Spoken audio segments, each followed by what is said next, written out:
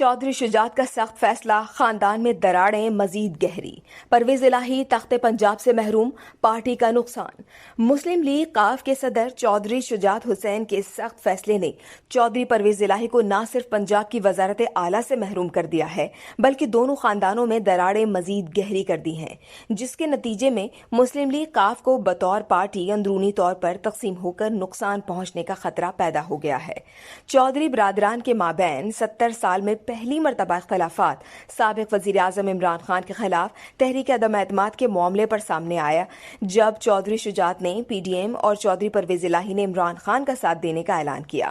اور وہ اس اعلان کے ساتھ ہی قومی اسمبلی میں مسلم لیگ ق کے اراکین حزب اختلاف اور حزب اقتدار کے پنجوں پر تقسیم ہو کر بیٹھ گئے۔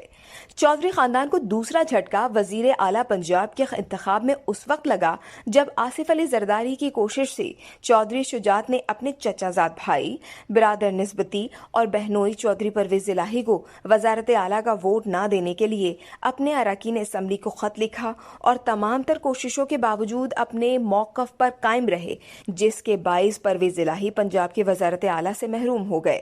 گجرات کے چودھری خاندان اور مسلم لیگ ق میں اس صورتحال میں شدید تشویش پائی جا رہی ہے۔ اس ویڈیو سے صرف اتنا ہی، مزید جاننے کے لیے سبسکرائب کیجیے ڈیلی جنگ یوٹیوب چینل اور لائک کیجیے ڈیلی جنگ فیس بک پیج۔